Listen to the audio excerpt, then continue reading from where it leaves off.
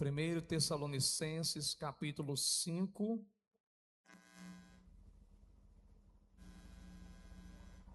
versículo 23. Para nós sentarmos na mesa do Senhor.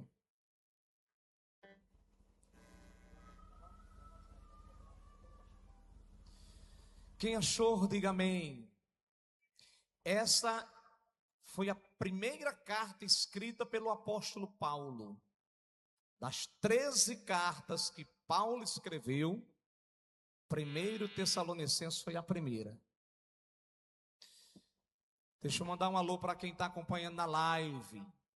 Nosso irmão Ló, Lucas e a irmã Rayana.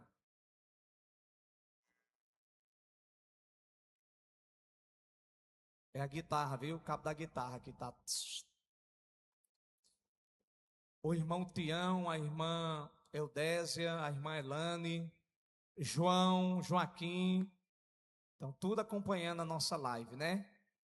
Deus abençoe vocês, Deus abençoe Rayane também, Deus abençoe Manuele, Deus abençoe Mavi e todos os nossos internautas.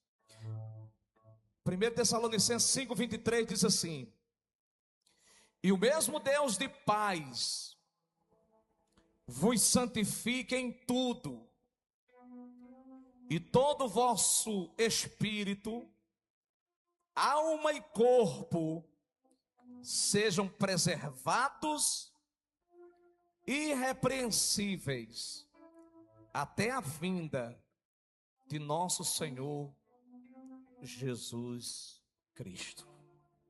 Pode tomar assento.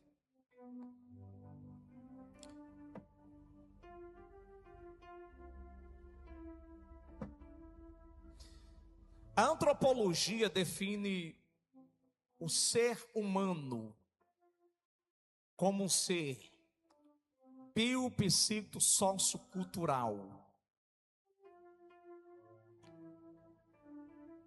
Nós somos bio porque a biologia nos define como um ser vivo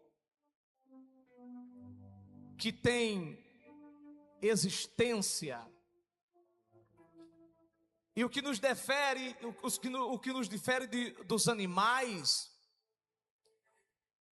é que mesmo os animais tendo vida, nós somos diferentes deles por algumas questões. Primeiro, você como um ser humano tem consciência da sua própria existência. Você sabe que existe. Você é consciente disso. Os animais não têm essa consciência que eles existem. Segundo, você tem a capacidade de sonhar, de projetar as coisas, de arquitetar as coisas, de fazer planos. Alguns têm sonhos de cursar uma faculdade, outros têm sonhos de construir uma casa própria, outros sonham em conquistar o seu próprio veículo, a aquisição da sua própria empresa, outros sonham em casar, alguns depois de casado sonham em ter filhos. Os animais não sonham e não projetam nada disso. Então eles não têm consciência da própria existência, você tem. Eles não sonham, eles não projetam. E terceiro, os animais não sabem que um dia vão morrer. Mas você sabe. Apesar que tem gente que vive com o nariz empinado, sendo besta, achando que é dono de tudo e que nunca vai descer a cova. Mas você sabe que um dia vai morrer. São muitas diferenças. Eu separei essas 3 aqui para você entender o que ele difere dos animais, seres irracionais. Mas por que você é um ser biológico? Porque você tem vida. E para você manter essa estrutura de pé, você precisa cuidar dela. Você precisa se alimentar. Você precisa comer, você precisa beber, você precisa praticar atividade física. Você precisa cuidar da higienização do seu corpo. Alguns têm mais cuidado, outros têm menos cuidado. Quem tem menos cuidado com o corpo está propício a adoecer mais fácil, porque o corpo fica mais vulnerável. Então, como um ser biológico, você precisa de cuidados especiais com o seu corpo. A gênese do homem, o que difere o homem da mulher. Agora vamos falar da sua sexualidade. Mulher, XX, homem, XY. A mulher consegue engravidar. Isso é biologia. A mulher menstrua, isso é biologia. A mulher entra na fase da menopausa, isso é biologia. O homem tem o seu órgão produtor, isso é biologia. Por mais que uma mulher queira ser homem, por mais que um homem queira ser uma mulher, pode mudar todo o seu trajeto, todo o seu jeito de falar, de se vestir, de andar, mas vai continuar sendo homem, a mulher vai continuar sendo mulher, porque a Bíblia diz que Deus criou macho e fêmea, o criou. Isso é biologia. Então, o homem é um ser biopsíquico sociocultural, é assim que a antropologia define. Então, como um ser biológico, você precisa de cuidar do seu corpo. Mas por que também ele é um ser psíquico? Porque é na parte da psique, é a sede das emoções que nós chamamos de alma, ou coração. Quando a Bíblia fala de coração, ela vai fazer referência não a este músculo que você tem, que bombeia o sangue para o seu corpo, mas é a sede das emoções. E aí é quando você chora, quando você ri, quando você se alegra, quando você entristece, quando você está feliz, quando você está alegre, quando você está triste, quando você está com raiva, quando você está zangado, quando você está furioso, quando você não está furioso. Tudo isso é a sua psique. É a parte da sua psicologia, do seu psicólogo. É a sede das vontades, dos desejos, das emoções. Por isso que você não é só um bio, você é um bio psíquico. Você pensa, você raciocina, você deseja, você tem vontade, tem emoções. Mas também o homem, além de ser um biopsíquico, ele é sociocultural. O homem, quando eu falo homem, eu estou falando da humanidade, do Adamar, que é a humanidade do seu contexto, homem e mulher. Você também é um ser social. Hoje eu falei aqui no nosso café, churrasco não é só para sentar e comer. Churrasco é um momento de encontro, de diálogo, de conversa, de risadas, de conversas bobas jogadas fora, uma espécie de entretenimento. Por que você precisa disso? Por que nós precisamos disso? Porque nós somos um ser social. Por isso que precisamos dos encontros. Deus levou o povo pelo deserto, e no deserto Deus disse: Moisés, eu quero que o povo faça festa no deserto. Como fazer festa no deserto? O deserto não tem pão, o deserto não tem água, o deserto não tem açougue, não tem mercado, o deserto não tem nada. Deus fala: eu vou prover tudo, mas eu quero que o meu povo faça festa no deserto. Tem encontros sociais. Ninguém merece viver enclausurado e isolado. Por que é que uma pessoa, quando comete um crime, a justiça tira ela do convívio da sociedade? E ela fica presa, e dependendo do seu crime, também dependendo do advogado, ele vai pregar tantos anos de prisões. Porque a justiça entende que aquela pessoa, ela não tem condições psicológicas para conviver na sociedade.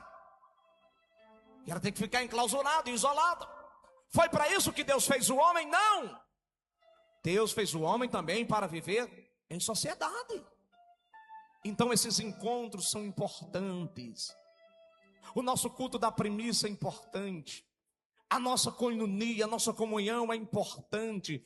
Deus quer que eu e você vivamos em sociedade.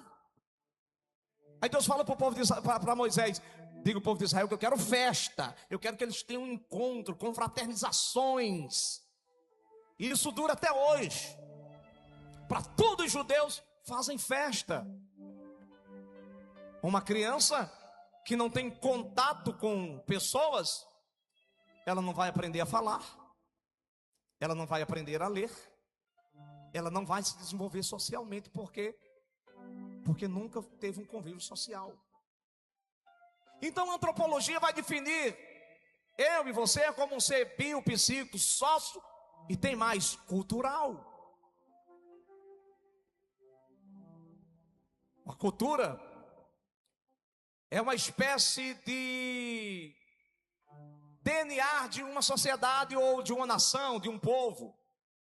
Cada povo tem a sua cultura, a sua forma de se vestir, a sua forma de falar, a sua gastronomia, o seu jeito de se alimentar.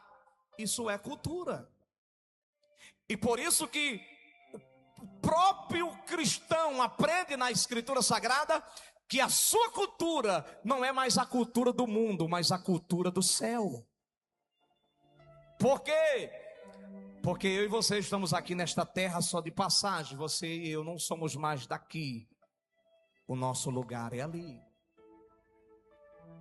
Só que todavia, porém, a Bíblia fala que você não é só um ser biopsíquico sociocultural. Nós falamos que o homem é um ser biopsíquico sociocultural pneumático. O que é isso, pastor Júnior? Você não tem só um corpo, você não tem só uma alma, você tem um espírito. E assim como o seu corpo precisa de cuidados, como se alimentar bem, dormir bem, descansar bem, praticar atividades físicas. Se puder jogar um futebolzinho, jogue. Puder ir para a academia, vá. Se não pode, vai caminhar, faz alguma coisa, mas não fica nerd. Cuide da sua saúde. Você também tem uma alma, e tem hora que a alma está doente. Quando eu falo alma, eu estou falando da psique. Aí você vai procurar muitas das vezes um psicólogo. Tem crente ignorante que diz assim: o meu psicólogo é Jesus. Aí depois está querendo se matar. Se precisar ir ao psicólogo, vá ao psicólogo. Ele vai ajudar na sua psique. Se precisar ir ao psiquiatra, vá ao psiquiatra. Não é pecado um crente precisar ir ao psiquiatra e ele não é pecado, não. Vá. São profissionais da saúde que foram treinados, capacitados e habilitados para ajudar você. Deus queira que não precise nunca, mas se precisar, vá.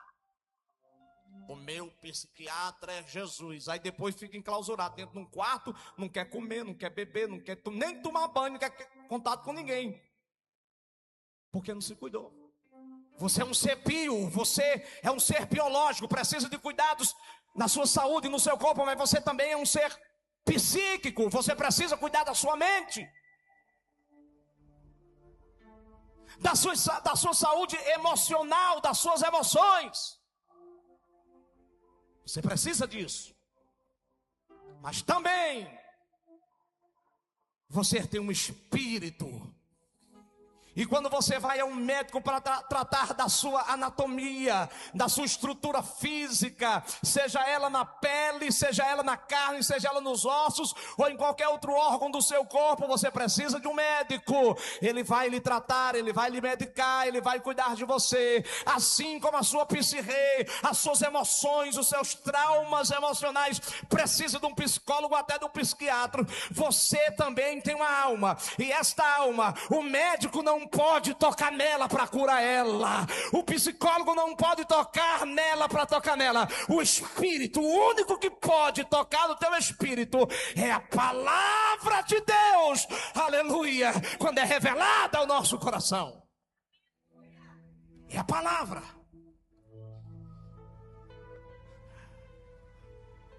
A ciência vem até aqui. Tem momentos que o médico diz assim: do seu corpo não tem mal o que fazer. Limites. A psique, a parte emocional, mais adiante. Aí o médico vem até aqui. Só em você sentar.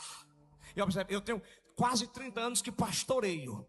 E a gente que faz psicologia pastoral, só em sentar na nossa frente, dá 2, 3 palavras, você já consegue dar um prognóstico da pessoa todinha. Porque isso se chama convivência.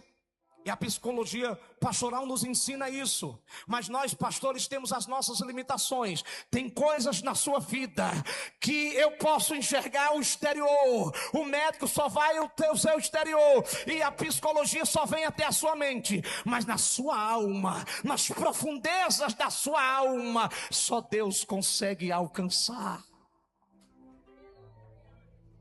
E tem coisas na sua vida que só Ele alcança. Lá dentro de você. E quando lá dentro de você as coisas não vão bem,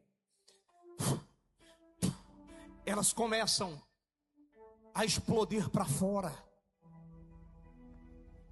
E quando o seu espírito não vai bem, que você adoece espiritualmente, essa doença espiritual ela começa a refletir na sua mente, na sua psique. E você vai se tornando uma pessoa frágil. E a psique, quando está doente, começa a afetar também a sua estrutura física, a sua biologia, doutor Rômulo. Por quê? Porque a pessoa está com a mente doente, aí ela já não quer comer, já não quer beber, já não quer se cuidar e vai ficando fraca. Então, para que as coisas vão bem à sua volta, é preciso que o teu espírito esteja bem. E só quem pode lhe proporcionar paz de espírito é Jesus Cristo. O dinheiro não vai lhe proporcionar paz de espírito, porque tem um monte de gente milionária que dariam toda a riqueza que eles têm para ter um dia de paz que você tem. Não são as amizades, não são os títulos de popularidade, não são os engajamentos das redes sociais, não são os diplomas de formação que você tem, os diplomas acadêmicos, não. O que pode lhe proporcionar a paz interior é Jesus Cristo. Um dia ele chegou para os discípulos e disse assim: eu deixo-vos a paz, a minha paz eu vos dou. Eu não dou como o mundo dá, porque a paz do mundo é transitória e é passageira. A paz que Jesus Cristo lhe proporciona, o mundo pode estar de ponta cabeça, mas você sentirá paz dentro do seu coração. Por isso que Paulo disse: o Deus de paz, está vendo? O Deus de paz vos santifique em tudo. Aí ele diz assim: o vosso corpo, alma e espírito, não. Ele começa dizendo: o vosso espírito, a parte espiritual,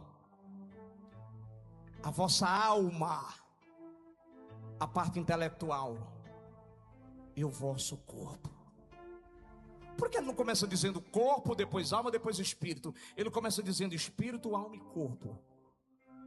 Porque quando Deus quer nos tratar conosco, Ele não vai começar de fora para dentro.